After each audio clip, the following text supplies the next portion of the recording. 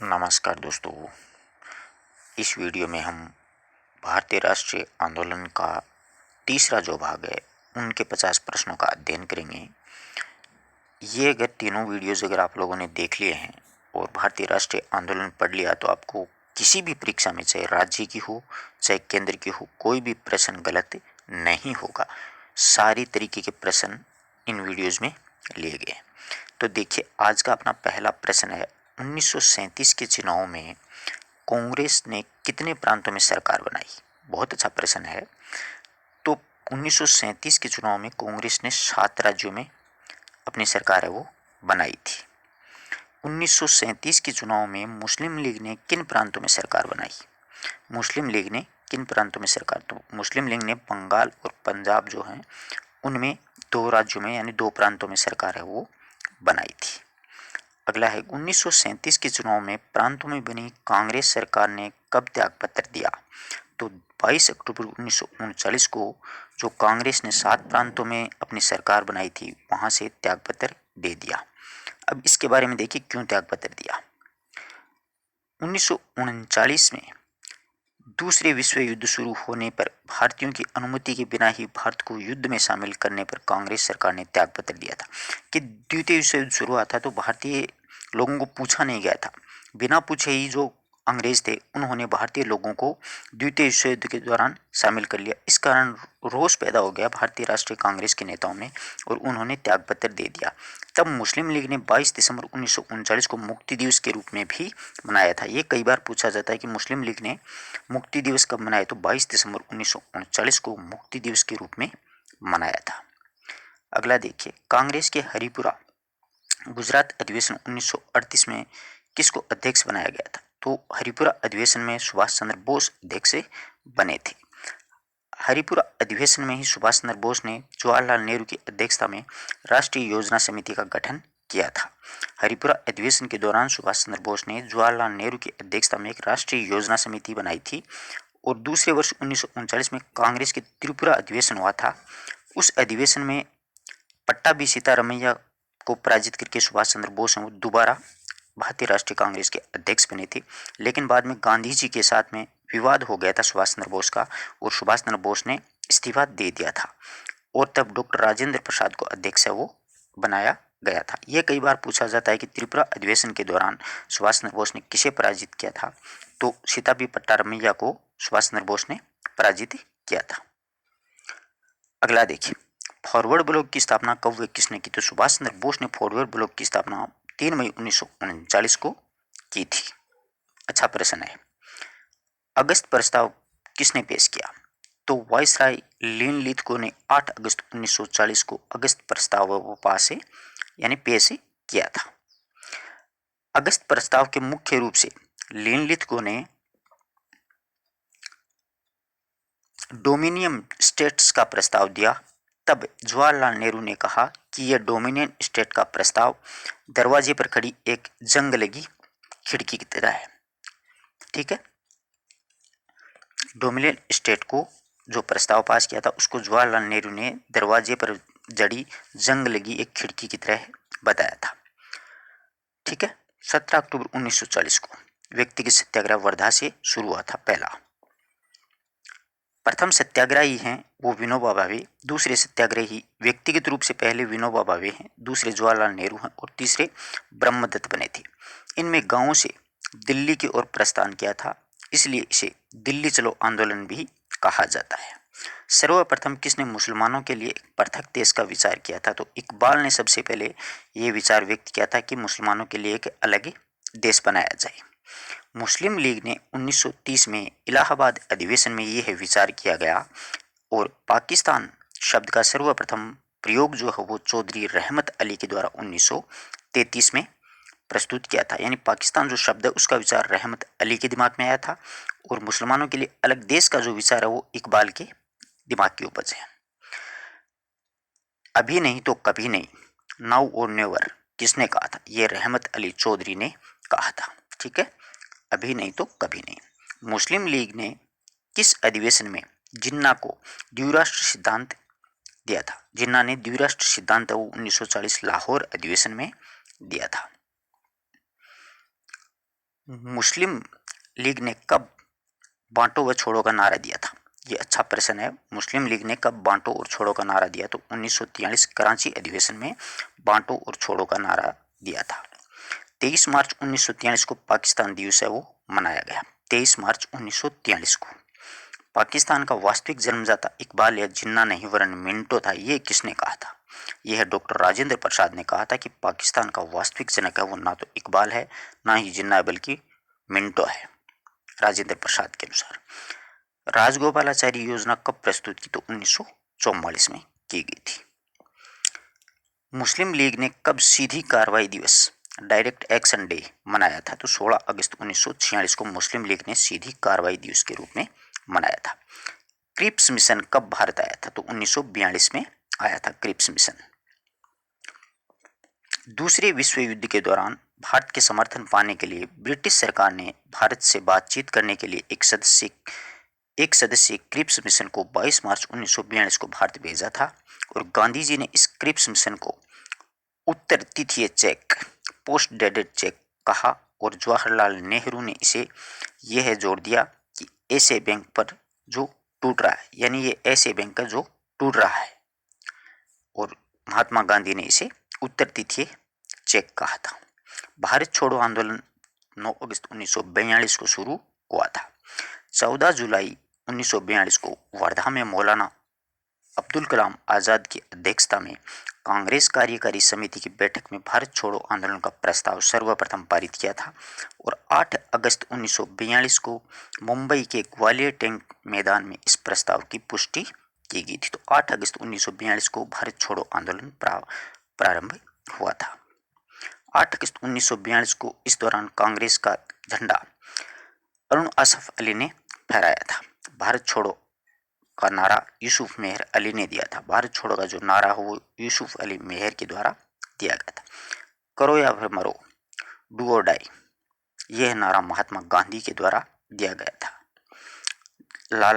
लाल बहादुर शास्त्री ने मरो नहीं मारो का नारा दिया था। मरो नहीं मारो का नारा पूछ ले तो लाल बहादुर शास्त्री, करो और मरो का नारा पूछे तो जो महात्मा गांधी। भारत छोड़ो आंदोलन के दौरान ब्रिटिश सरकार ने भारतीय नेताओं को किस ऑपरेशन के तहत गिरफ्तार किया? ऑपरेशन जीरो आवर, एक ऑपरेशन चला था ऑपरेशन जीरो आवर। इसके दौरान ब्रिटिश सरकार ने भारतीय नेताओं को गिरफ्तार किया था। भारत छोड़ो आंदोलन के दौरान गांधी जी को गिरफ्तार करके किस जेल में भेजा था? तो पूना के आगा खां पैलेस में रखा था। भारत छोड़ो आंदोलन के दौरान कौन हजारीबाग सेंट्रल जेल तोड़कर भाग गया था? तो जयनारायण व्यास हैं, वो हजारीबाग सेंट्रल जेल को तोड़ करके भाग गए थे। भारत छोड़ो आंदोलन में को किसने अद्वितीय आंदोलन कहा था? तो सरदार पटेल ने भारत छोड़ो आंदोलन को अद्वितीय आंदोलन की संज्ञा दी है। किस वायसराय ने गांधी जी के आंदोलन को राजनीतिक फिरौती कहा है?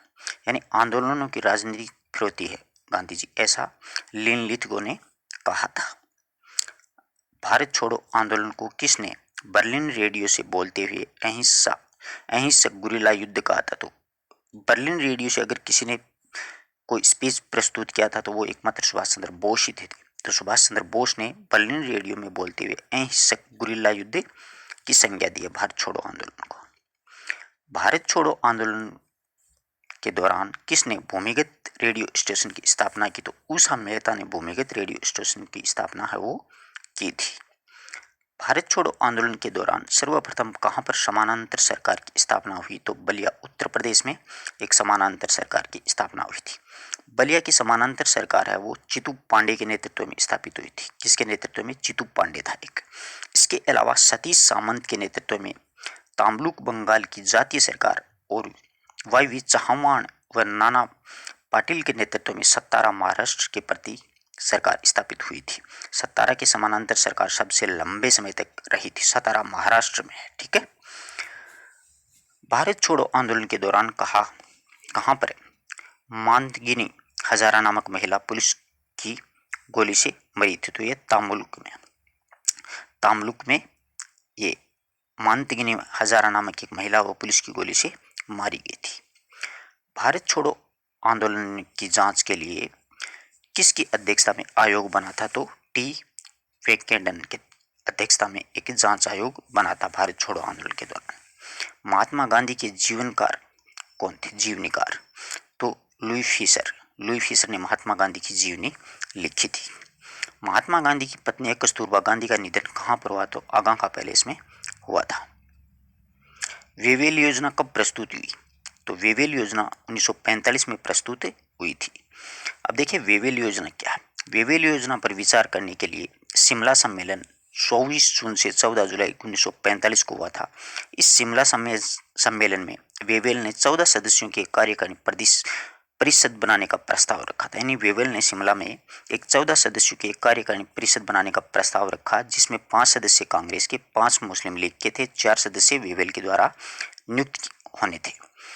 तो इस प्रकार से एक वेवेल समिति या वेवेल योजना का निर्माण हुआ था 1945 में। शिमला सम्मेलन को किसने जल विभाजन की संज्ञा दी? तो अब्दुल कलाम आज़ाद हैं, मौलाना अब्दुल कलाम आज़ाद, उन्होंने जल विभाजन की संज्ञा दी थी। सुभाष चंद्र बोस किस नाम से पेशावर से काबुल पहुंचे थे? तो ये जियारुद्दीन पठान के वेश में घर से निकले थे सुभाष चंद्र बोस, और अपना नाम है वो जियारुद्दीन पठान रखा था। ये पेशावर से काबुल पहुंचे थे। सुभाष चंद्र बोस किस नाम से काबुल से रूस के, अब काबुल से वो रूस जाते हैं, वो है ओरलैंडो मेसोटा के नाम से।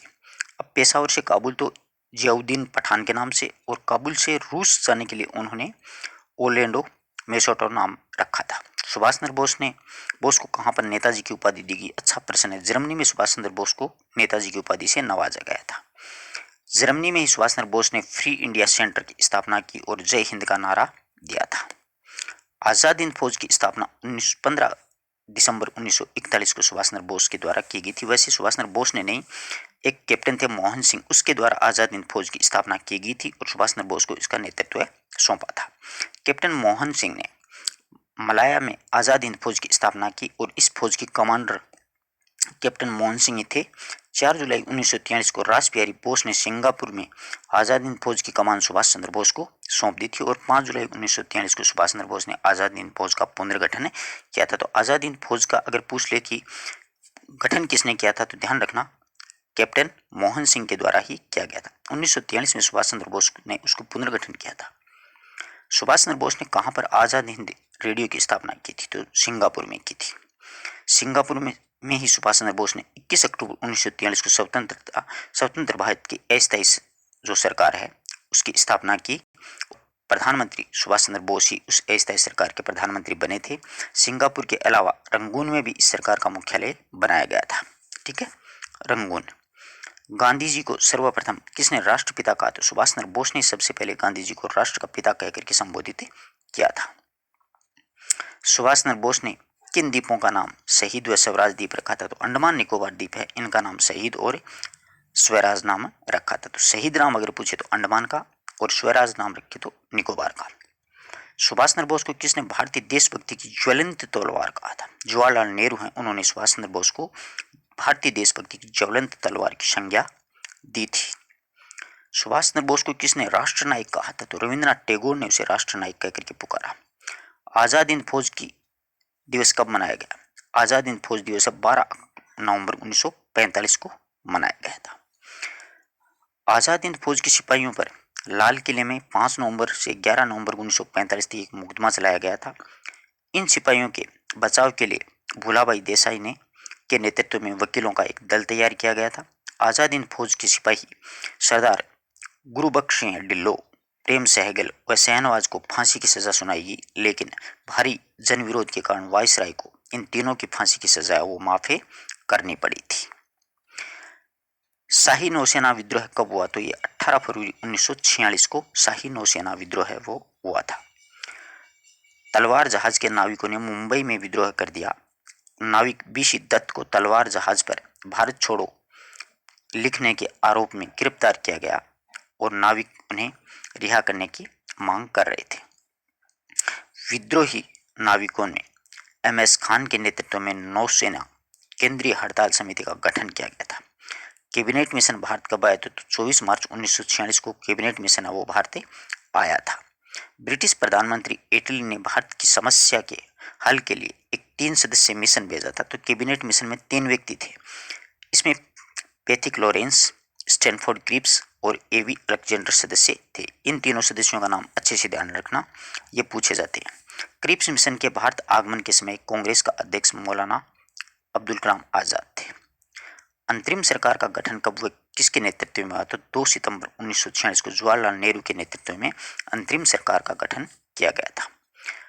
संविधान सभा की पहली बैठक 9 दिसंबर 1946 को हुई थी, दूसरी 11 और तीसरी 13 दिसंबर को हुई थी। संविधान सभा के गठन का सुझाव कैबिनेट मिशन ने ही दिया था। कैबिनेट मिशन ने यह सुझाव दिया कि आप संविधान बना सकते हो। ब्रिटिश प्रधानमंत्री एटली ने कब घोषणा की कि 30 जून 1948 तक भारत को स्वतंत्र कर दिया जाएगा? तो 20 फरवरी 1947 को ब्रिटिश के प्रधानमंत्री एटली ने यह घोषणा की थी कि भारत को आजाद कर दिया जाएगा। 30 जून 1948 तक भारत को स्वतंत्र कर दिया जाएगा। यह 20 फरवरी 1947 की बात है। भारत के अंतिम गवर्नर जनरल लॉर्ड माउंटबेटन है। कौन है? Lord Mountbatten.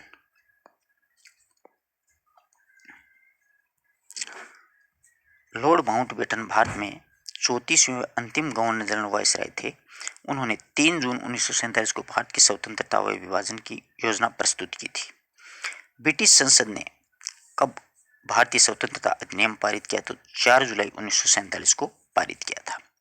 किस अधिवेशन में मुसलमानों के लिए प्रत्यक्ष से निर्वाचन लागू किया गया था? तो 1909 अधिनियम के तहत मुसलमानों के लिए प्रत्यक्ष से निर्वाचन का प्रावधान किया गया। इस अधिनियम को पार्लियामेंटो भी कहा जाता है। 1919 के अधिनियम में प्रांतों में द्वैध शासन भी लागू हुआ था। प्रांतों में द्वैध शासन लागू हुआ था।